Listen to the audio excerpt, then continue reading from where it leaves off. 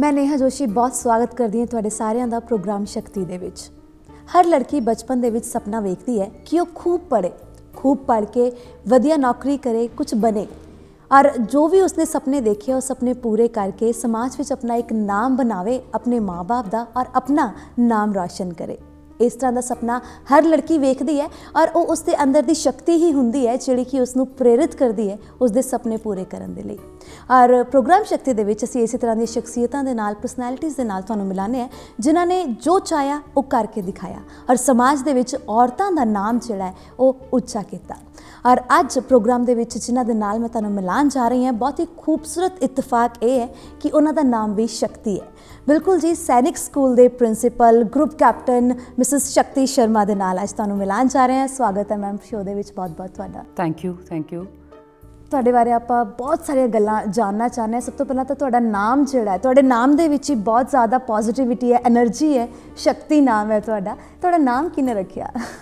नाम मेरे फादर्स ने रखा जी, क्योंकि बचपन से ही थोड़ा सा बोल्ड थी, सेहतमंद थी जी। तो उन्होंने कहा इसका नाम सिर्फ शक्ति ही हो सकता है। एंड आई थिंक उनमें कहीं शायद एक भरोसा होगा कि शायद आगे जाके नाम प्रूव कर पाऊँगी, तो वो शक्ति नाम उन्होंने दिया।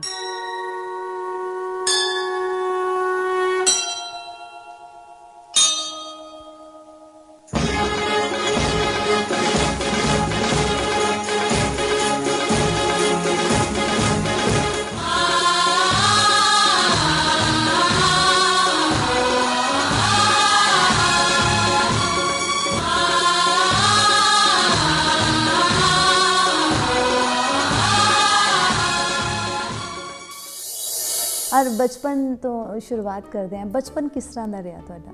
बचपन बहुत अच्छा गुजरा। अगर फैमिली बैकग्राउंड में जाऊँ तो मेरे फादर सिविल सर्विसेज से थे एंड मदर हाउसवाइफ। मेरी एक बड़ी बहन है, हम लोग बस 2 बहनें। तो जनरली घर में होता था कि बेटियां हैं क्या करेंगी, तो बेटियों के होने से शायद हमारे घर में कभी कोई परेशानी नहीं हुई, पर रिश्तेदारों आस पड़ोस में शायद कभी कुछ जो शक व शुबह रही है वो चीज़ शायद दिमाग में कहीं बैठी थी। क्योंकि जब हम लोग छोटे थे तो उस वक्त के माहौल में और आज के माहौल में बहुत फ़र्क है। पूरी पढ़ाई लिखाई करके सारा सपोर्ट दिया गया एंड समवेयर वो एक जो चीज़ थी कि इसको आगे बढ़ाना ही बढ़ाना है, कोशिश करनी है, कुछ टारगेट रखना है। तो उस तरीके से अच्छा, बहुत अच्छे माहौल में, बहुत पॉजिटिव माहौल में हमारा अपब्रिंगिंग हुई है जी। जिस तरह तुसीं कहा कि उस टाइम ते टाइम थोड़ा अलग सीगा, उस टाइम ते साडे समाज की सोच जिहड़ी इन्नी खुली नहीं सीगी, औरतां नूं या लड़कियां नूं इन्ने ईजीली आपां अलाउ नहीं कर दिंदे सीगे उस टाइम ते फैमिली मैंबर्स कि वो बाहर जाके पढ़न, जो बनना चाहते हो बनन। बचपन दे विच कदों ये सपना तुसी देखिया कि तुसी वड्डे हो के तुसी इंडियन एयरफोर्स ज्वाइन करनी है, और जदों तुसी ये सपना वेखिया किन्ना क मुश्किल सीगा अपने आप दे उत्ते विश्वास दवाना, घरदियां नूं मनाना कि नहीं मैं जो सोचिया मैं करके दिखा सकदी ते मैनूं तुहाडे साथ दी ज़रूरत है? देखिए ऐसा है नेहा, उस वक्त में जब मैं छोटी थी तो उस वक्त में भारतीय वायुसेना या आर्मी या नेवी किसी में भी विमेन नहीं थी, ना उनके होने की कोई गुंजाइश थी उस वक्त। तो एक्चुअली अगर मैं बिल्कुल सही बताऊं तो जब मैं 6th स्टैंडर्ड में थी, मेरे फादर पोस्टेड थे एक जगह जहां पर एज मध्य प्रदेश के काडर में से हैं। तो वहां पे एसपी थी एक मिस आशा गोपाल। तो लगता था क्यों ना मैं भी इनकी तरह वर्दी पहनूं और पुलिस की वर्दी पहनूं। तो टारगेट आईपीएस था। शायद वो होता है ना कि जहाँ पे आपने ज़िद करी भगवान भी सुनता है। तो जब मैं कॉलेज अपना graduation and post graduation finish कर रही थी, पोस्ट ग्रेजुएशन जब मैं फिनिश कर रही थी, वो वक्त था जब एंट्री इंडियन एयरफोर्स में विमेन ऑफिसर्स के लिए खुली और अप्लाई किया। As luck would have it, as जो भगवान से शायद लगा होगा उनको कि इतनी बहुत ज़्यादा चाह है तो मुझे उसको देना चाहिए। सिलेक्शन हुआ और हम फौज में आए। तुसी जदों शुरुआत की, तुसी अपना एंट्रेंस क्लीयर किया, जो ट्रेनिंग दे विच गए, उत्थे हर तरफ तुहानूं जिद्दां मेल्स देखण नूं मिलदे होणगे और बहुत रेयर फीमेल्स आंदियां होणगीਆਂ कि वेलकमिंग सीगा उत्थे दा एटमोसफेयर तुहाडे लई? किन्ने उत्थे दे जिहड़े लोग सीगे तुहानूं उत्थे देख के खुश हुंदे सी या किते ना किते उन्हां दी ईगो आ जांदी सी, उन्हां दे हर्ट कर जांदी सी ईगो कि नहीं साडे बराबर एक औरत किस तरह के खड़ी हो सकती? एक वो चेंज लाने की ज़रूरत है, जो कहा जाता है कि rather than getting the change done, you be the change. तो वो हम खुद उस चीज़ को चेंज कर सकते हैं, सोच को भी, बदलाव लाने की ज़रूरत है। सब कुछ तैयार हो जाते हैं पहचानने के लिए आपकी। एंड जहाँ तक रही बात फ़ौज में ज्वाइन करने की, क्योंकि ये पुरुष प्रधान संस्था थी और आज भी है। हालांकि आज जैसे मुझे ऑलमोस्ट 23 साल हो गए हैं फ़ौज को ज्वाइन किए हुए, पर आज की तारीख में भी जब हम बात करते हैं किसी भी जगह पे जाके, तो इना यूनिट स्टेशन नंबर बहुत कम होता है। जहाँ तक विमेन ऑफिसर्स का होता है बहुत थोड़ा सा नंबर होता है। तो वहाँ पे बजाय आपको आपके जेंडर के लिए इनसिक्योर फील करने के या कुछ उसके लिए फील करने के, आपको प्रूव करना है कि आपका कैलिबर क्या है, आपकी कैपेबिलिटी क्या है। इट इज़ नॉट जेंडर कि जो आपका महिला और पुरुष होना आपकी किसी चीज़ को अच्छा या बुरा बनाता है, ये आपकी काबिलियत है जो आपको अच्छा या बुरा बनाती है। तो आपकी काबिलियत को आपको प्रूव करना होता है। जहाँ तक रही बात, हमने जब ज्वाइन किया था, जब मैंने ज्वाइन किया तो उस वक्त में बहुत ही न्यू कॉन्सेप्ट था। मेरा 3rd बैच था। यूनिट में गए, पहली यूनिट थी, पहली बार पहुँचे। ऑब्वियसली बड़ा मिक्स्ड रिएक्शन था, स्पेशली द पीपल जो आपके नीचे काम कर रहे थे, जिनकी बेटियां हमारे बराबर थीं। तो उनको शुरू में ज़रूर ये लगा कि कल की लड़की आज हमारे लिए कैसे इंस्ट्रक्शन दे सकती है।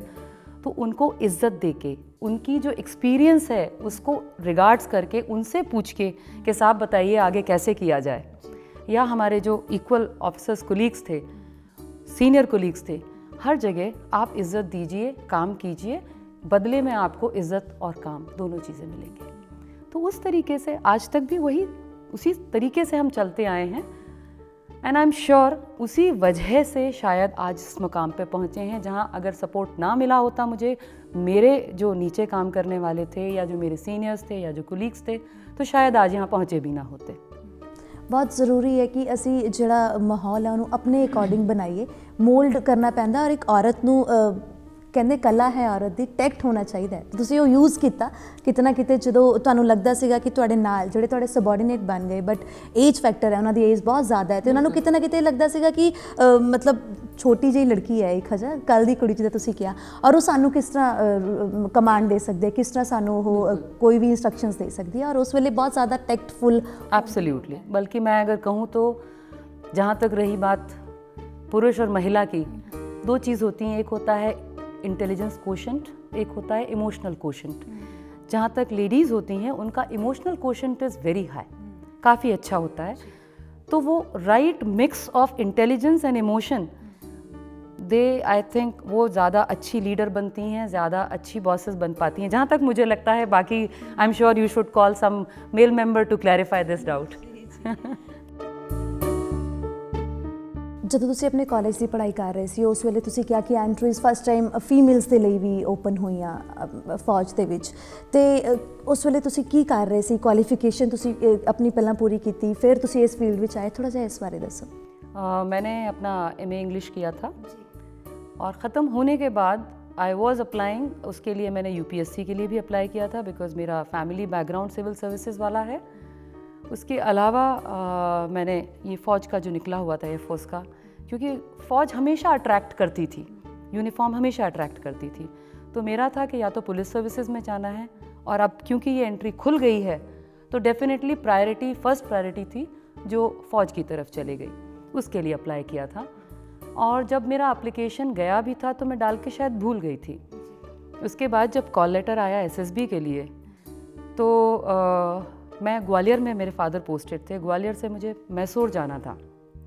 माय फादर, उन्होंने पूछा कि मैं साथ चलूं, क्योंकि काफ़ी लंबी जर्नी थी, तब एयर फेयर और एयर जर्नी इतनी नहीं थी। तो मैंने कहा किस लिए, फिर किस लिए भेज रहे हो फ़ौज में डालने के लिए?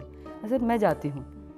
तो मैं यहाँ से बैंगलोर से मैसूर हम पहुँचे। उस वक्त ना सेल फ़ोन होते थे, फ़ोन कनेक्टिविटी भी इतनी अच्छी नहीं थी, तो कोई फ़ोन नहीं किया। 6 दिन जब सब कुछ हो गया, मैसूर से खुद ही रिजर्वेशन, क्योंकि उस वक्त नहीं मिलते थे, तो बड़ा कॉन्फिडेंस था हमारा, तो भाई सिलेक्शन हो गया तो हम सीधे DRM कोटा रिलीज़ कराएंगे। वो करवा के आई थी।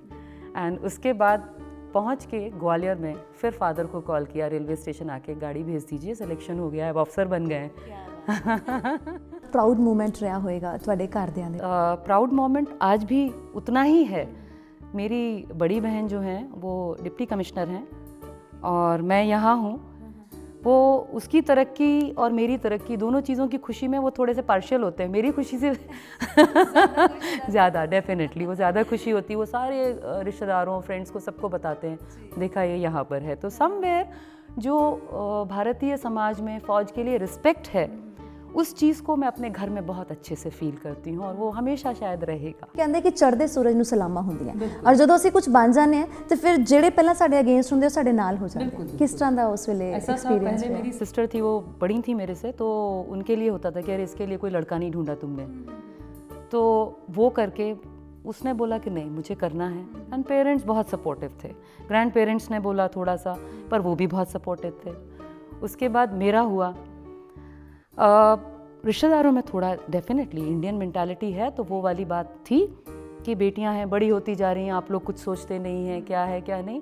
पर इस मामले में मैं कहूँगी मेरी माँ बहुत ज़्यादा स्ट्रॉन्ग लेडी हैं एंड शी रिमेन्स वो pillar of strength, pillar of motivation कि इस उम्र में आके या जब भी जिस भी कंडीशन में थी, जब वो कहीं नहीं सोचती कि हम पीछे हट सकते हैं, तो हम लोग को भी वो स्ट्रेंथ मिलती रही। जहाँ तक रही बात समाज की, रिश्तेदार जो थे उन्होंने काफ़ी कुछ बोला, पर उस चीज़ पे कभी भी ना तो मेरे ग्रैंड पेरेंट्स ने ना पेरेंट्स ने कभी उस चीज़ को तूल नहीं दिया। उन्होंने कहा छोड़ो इसको, आप अपना काम करो, फोकस्ड करो, पढ़ाई करो, हम हैं आपके साथ और आई एम श्योर आप अपनी पढ़ाई से मेहनत से आप आगे बढ़ोगे। ਬਟ ਅੱਜ ਵੀ ਸਾਡੇ ਸਮਾਜ ਦੇ ਵਿੱਚ ਕੁਝ ਫੈਮਲੀਜ਼ ਇਸ ਤਰ੍ਹਾਂ ਦੀਆਂ ਜਿੱਥੇ ਲੜਕੀਆਂ ਬਹੁਤ ਕੁਝ ਬਣਨਾ ਚਾਹੁੰਦੀਆਂ, ਜਿੱਦਾਂ ਸਟਾਰਟਿੰਗ ਵਿੱਚ ਹੀ ਕਿਹਾ ਮੈਂ ਕਿ ਸੁਪਨਾ ਹਰ ਲੜਕੀ ਵੇਖਦੀ ਹੈ, ਪਰ ਪੂਰਾ ਕਈਆਂ ਦਾ ਨਹੀਂ ਹੋ ਪਾਉਂਦਾ। ਉਹਦਾ ਰੀਜ਼ਨ ਇਹ ਹੁੰਦਾ ਕਿ ਫੈਮਿਲੀ ਸਪੋਰਟ ਨਹੀਂ ਮਿਲਦੀ, ਮਦਰ ਸਪੋਰਟ ਕਰਨਾ ਚਾਹੁੰਦੀ ਹੈ, ਫਾਦਰ ਦੀ ਸਪੋਰਟ ਨਹੀਂ ਮਿਲ ਰਹੀ, ਫਾਦਰ ਵੀ ਸਪੋਰਟ ਕਰਨਾ ਚਾਹੁੰਦੇ ਆ ਬਟ ਕੁਛ ਨਾ ਕੁਛ ਰਿਸ਼ਤੇਦਾਰਾਂ ਦਾ ਇਨਫਲੂਐਂਸ ਇਸ ਤਰ੍ਹਾਂ ਦਾ ਹੋ ਰਿਹਾ ਜਾਂ ਸਮਾਜ ਤੋਂ ਡਰਦੇ ਹੋਏ। ਤੁਸੀਂ ਕੀ ਕਹਿਣਾ ਚਾਹੋਗੇ ਇਸ ਤਰ੍ਹਾਂ ਦੀ ਫੈਮਲੀਜ਼ ਦੇ ਲਈ ਜਾਂ ਇਸ ਤਰ੍ਹਾਂ ਦੀ ਲੜਕੀਆਂ ਦੇ ਲਈ ਕਿ ਜੋ ਉਹਨਾਂ ਨੇ ਖਾਬ ਸੰਜੋਏ ਹੈ ਉਹ ਕਿਸ ਤਰ੍ਹਾਂ ਪੂਰੇ ਕਰ ਸਕਦੀਆਂ? देखिए, सबसे पहले खुद पे भरोसा करो, दूसरी चीज़ खुद की इज्जत करो, तीसरी चीज़ खुद से प्यार करो। उसके बाद आपके माँ बाप आप पे भरोसा करेंगे। जब आप उनके भरोसे के लायक आपकी काबिलियत के थ्रू उनको दिखाओगे कि आप कर पा रहे हो, आपके पड़ोसी जिनसे कि आपके शायद माँ बाप डरते हैं या आपके रिश्तेदार जिनसे कि आपके माँ बाप डरते हैं, वो भी पलट के कह सकते हैं कि देखा इसमें काबिलियत थी तो यहाँ तक पहुँची। बस एक ही चीज़ बोलना चाहूँगी मैं इस प्रोग्राम के थ्रू पेरेंट्स से, जो माता पिता हैं उनसे, दुनिया से ना डरो, क्योंकि हमारे समाज में सबसे बड़ी बात वही है, सबसे बड़ा रोग क्या कहेंगे लोग।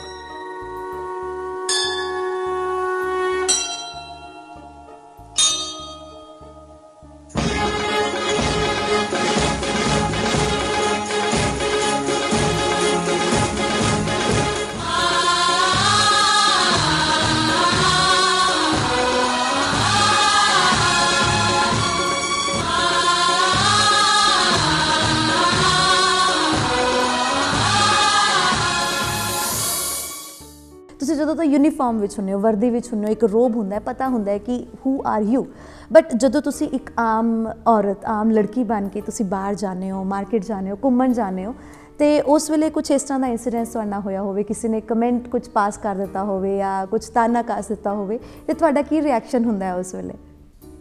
वैसे ऐसा डायरेक्ट तो कभी हुआ नहीं, शायद सिविल ड्रेस में भी मैं थोड़ा सा शायद खूंखार दिखती होंगी पर हाँ, मैं एक इंसिडेंट कोट करना चाहूँगी। एक बारी मैं ट्रैवल कर रही थी त्रिवेंद्रम, दिल्ली से त्रिवेंद्रम जा रही थी मैं, तो मैं ट्रेन के सेकंड एसी कोच में थी। उसमें एक मेरे साइड में एक फॉरेनर थी, वो young very good looking girl Norway की थी। जस्ट सो हैपेंड उस ट्रेन में कुछ एनसीसी वाले बच्चे या कुछ स्कूल के बच्चे आई थिंक कुछ ट्रैवल कर रहे थे, एंड आई थिंक पंजाब या हरियाणा के ही थे। तो ऑब्वियसली हमारी हिंदुस्तानी मेंटालिटी है, जहाँ थोड़ा सा हमने फेयर कलर देखा तो थोड़ा अलग सा रिएक्शन करते हैं। तो वो कुछ लड़के आके उनके पास, I think college going boys थे, कॉलेज गोइंग बॉयज़ आके उसके पास बैठ गए, उससे तरह तरह के सवाल पूछने लगे। मैं देखती रही, थोड़ी सी देर में देखा वो थोड़ी सी अनकम्फर्टेबल थी, तो मैंने उनसे पूछा बॉयज़ से, ऐसे आप क्या कर रहे हो? बोलते नहीं मैडम फॉरेनर है तो बात करते हैं, हिंदी में उन्होंने मुझसे कहा। तो मैंने कहा अच्छा क्या करते हैं आप? जी हम यहाँ पढ़ते हैं।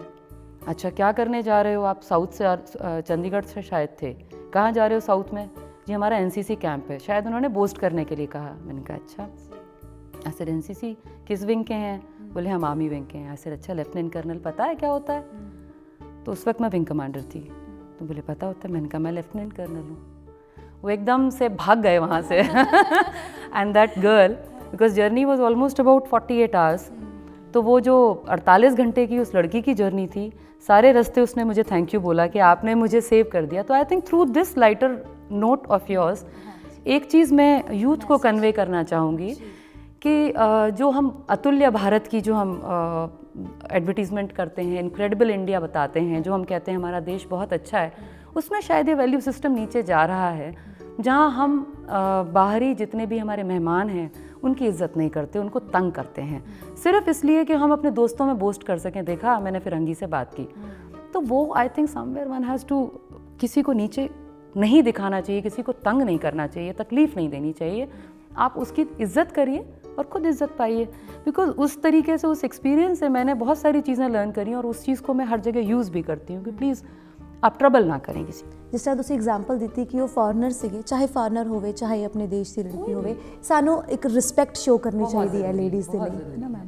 ਕਦੀ ਲਾਈਫ ਪਾਰਟਨਰ ਤੋਂ ਜਾਂ ਬੱਚਿਆਂ ਤੋਂ ਕਿ ਕਦੀ ਕੁਝ ਉਹਨਾਂ ਨੂੰ ਗਿਲਾ ਸ਼ਿਕਵਾ ਹੋਵੇ ਕਿ ਨਹੀਂ ਤੁਸੀਂ ਪੂਰਾ ਟਾਈਮ ਨਹੀਂ ਦੇ ਪਾ ਰਹੇ, ਇਸ ਤਰ੍ਹਾਂ ਦਾ ਕੁਝ ਤੁਸੀਂ ਜੇ ਸਾਡੇ ਨਾਲ ਸ਼ੇਅਰ ਕਰੋ तो।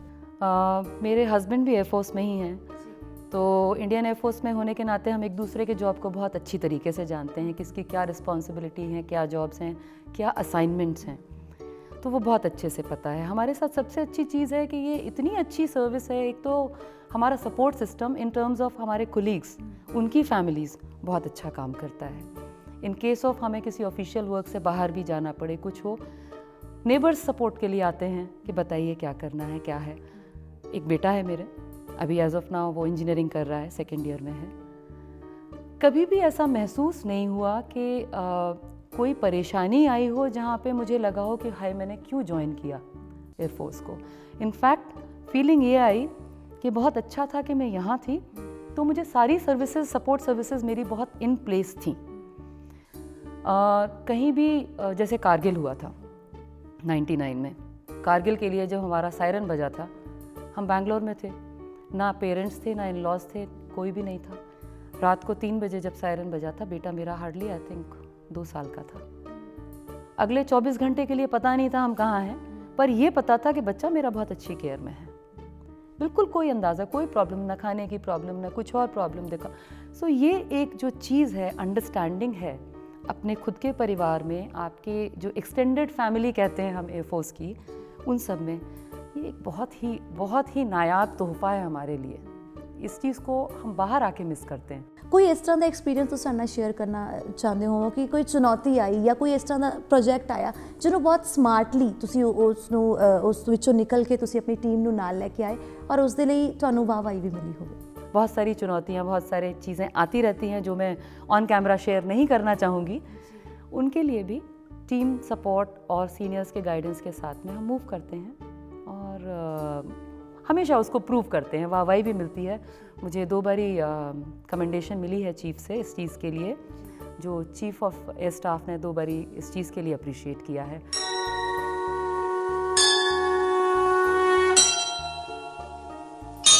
जेंडर डिस्क्रिमिनेशन इन्ना किया जाता है, अज भी कुड़ी मुंडे दे विच आपां फर्क करते हैं और आप रब कोलों पहली गल तो जो आ जाते दुनिया च तो फर्क करना ही है। हजे आए नहीं होंगे उदों भी आप कह रहे होंगे कि मुंडा ही हो जाए, सुख ना सुख दे लोग। इस बारे तुसीं की कहना चाहो? इसमें मेरे बड़े स्ट्रॉन्ग व्यूज़ हैं। सबसे पहले आई थिंक हमें एजुकेशन की तरफ ध्यान देना चाहिए और पेरेंट्स को एजुकेट करना चाहिए कि बच्चा हेल्दी हो, वो चाहे लड़की हो चाहे लड़का हो। और आज की तारीख में माँ बाप को भी पता है, जिनके यहाँ बेटियाँ हैं वो माँ बाप जल्दी बूढ़े नहीं होते क्योंकि बेटियाँ ज़्यादा ख्याल रखती हैं। माँ बाप बूढ़े होते हैं जिनके यहाँ बेटे होते हैं और आके फिर घर बंटवारे होते हैं। आज की तारीख में हमको बहुत ज़्यादा ये कहने की ज़रूरत है कि अगर कहीं पे आपका बेटा कुछ गड़बड़ करता है, उसे चेक करना बहुत ज़्यादा ज़रूरी है। हम उसको चेक नहीं करते हैं, बेटा है और हंस के टाल देते हैं और हम खुश हो जाते हैं। जो 2 या 3 साल या 6 साल की उम्र में इस चीज़ के लिए बच्चे को आपकी खुशी से बढ़ावा मिलता है, स्पेशली बेटे को, वो आगे जाके 16-17 साल की उम्र में आपको शर्म से सर झुकाने के मौका देता है। तो उस चीज़ को बढ़ावा मत दीजिए और दोनों बच्चों को समान तरीके से इज़्ज़तदार तरीके से, खुशनुमा तरीके से एक सा माहौल दीजिए, पालिए और उनको इस भारत का अच्छा ज़िम्मेदार नागरिक बनाइए। ये आपको करना बहुत ज़्यादा ज़रूरी है। मेरे बहुत ही दिल के क्लोज़ है ये सब्जेक्ट। एंड मैं यहाँ पे भी सारे बच्चों को, सैनिक स्कूल में हूँ, मेरे पास 600 से ज़्यादा बच्चे हैं, ऑल बॉयज़। तो मैं उनको यही कहती हूँ कि आप आए हो, अगर जिस चीज़ में आपको लगता है कि आपकी माँ और बहन कंफर्टेबल नहीं है, कृपया उस चीज़ को किसी दूसरी लड़की के साथ करने की कोशिश ना करें। मतलब ਤੁਸੀਂ ਇੰਨਾ ਵਧੀਆ ਤਰੀਕੇ ਦੇ ਨਾਲ ਇਹ ਮੈਸੇਜ ਕਮਿਊਨੀਕੇਟ ਕੀਤਾ ਕਿ ਮੇਰਾ ਮਨ ਕਰ ਰਿਹਾ ਸੀ ਮੈਂ ਸੁਣੀ ਜਾਵਾਂ। ਪਰ ਮੈਮ ਇੱਕ ਗੱਲ ਜਿਹੜੀ ਹੈ ਬਹੁਤ ਜ਼ਿਆਦਾ ਇਸ ਚੀਜ਼ ਦੇ ਉੱਤੇ ਸੋਚਣ ਦੀ ਲੋੜ ਹੈ ਕਿ ਸਿਰਫ ਗੱਲਾਂ ਦੇ ਨਾਲ ਸਮਾਜ ਨਹੀਂ ਬਦਲਦਾ। ਸਮਾਜ ਬਦਲੇਗਾ ਜੇ ਆਪਾਂ ਉਹਨਾਂ ਗੱਲਾਂ ਨੂੰ, ਉਹਨਾਂ ਥਾਟਸ ਨੂੰ ਜਿਹੜਾ ਹੈ ਆਪਾਂ ਐਪਲੀਕੇਬਲ ਕਰੀਏ, ਜੇ ਉਹਨਾਂ ਨੂੰ ਆਪਾਂ ਐਕਚੁਅਲ ਦੇ ਵਿੱਚ ਜ਼ਿੰਦਗੀ ਦੇ ਵਿੱਚ ਢਾਲੀਏ ਉਹਨਾਂ ਖਿਆਲਾਂ ਨੂੰ, ਤਾਂ ਮੇਰੇ ਖਿਆਲ ਨਾਲ ਆਪਾਂ ਸਮਾਜ ਨੂੰ ਬਦਲ ਸਕਦੇ ਹਾਂ। बच्चे को सर्वाइवल जो है वो माँ सिखाती है। टाइग्रेस जो है, जो शेरनी है, वो हंट करना सिखाती है, वो शिकार करना सिखाती है। तो हमारे यहाँ बच्चे का सर्वाइवल जो है वो माँ की जिम्मेदारी है, पर at the same time fathers के, उनके रोल मॉडल होने की भी बहुत ज़्यादा ज़रूरत है। अगर फादर ही गलत कर रहा है तो बच्चा सीखेगा क्या? तो आई थिंक दोनों पेरेंट्स का एक सा रोल मॉडल बनना, एक सा सिखाना, माहौल देना। ਮੈਮ ਬਹੁਤ ਵਧੀਆ ਵਿਚਾਰ ਤੁਸੀਂ ਸਾਡੇ ਨਾਲ ਸਾਂਝੇ ਕੀਤੇ ਔਰ ਪੂਰੀ ਉਮੀਦ ਹੈ ਕਿ ਸਾਡੇ ਜਿਹੜੇ ਦਰਸ਼ਕ ਇਹਨਾਂ ਤੁਹਾਡੇ ਇੰਟਰਵਿਊ ਜਿਨ੍ਹਾਂ ਨੇ ਅੱਜ ਦੇਖੀ, ਜਿਨ੍ਹਾਂ ਨੇ ਸੁਣੀ, ਉਹਨਾਂ ਦੀ ਜ਼ਿੰਦਗੀ ਦੇ ਵਿੱਚ, ਉਹਨਾਂ ਦੇ ਸੋਚ ਦੇ ਵਿੱਚ ਕੁਝ ਨਾ ਕੁਝ ਬਦਲਾਵ ਤੇ ਅੱਜ ਤੁਹਾਡੇ ਨਾਲ ਜਿਹੜੀ ਗੱਲਬਾਤ ਹੋਈ ਉਹ ਸੁਣ ਕੇ ਜ਼ਰੂਰ आएगा। Thank you so much. मुझे भी आपसे बात करके बहुत अच्छा लगा और उम्मीद करती हूँ कि जो भी ये प्रोग्राम देखें अपनी बेटियों को किसी न किसी मुकाम पे पहुँचाएं, जिससे हमारा समाज तरक्की करे। ਸਾਰੇ ਦਰਸ਼ਕਾਂ ਤੋਂ ਇਜਾਜ਼ਤ ਲੈਣੇ ਔਰ ਅਗਲੇ ਹਫਤੇ ਫਿਰ ਤੋਂ ਤੁਹਾਡੇ ਨਾਲ ਮੁਲਾਕਾਤ ਹੋਏਗੀ ਔਰ ਅੱਜ ਆਪਾਂ ਆਰਮੀ ਔਰ ਇੰਡੀਅਨ 에ਅਰ ਫੋਰਸ ਦੇ ਸਟਾਈਲ ਦੇ ਵਿੱਚ ਤੁਹਾਡੇ ਤੋਂ ਅਲਵਿਦਾ ਲਵਾਂਗੇ। ਜੈ ਹਿੰਦ। Thank you.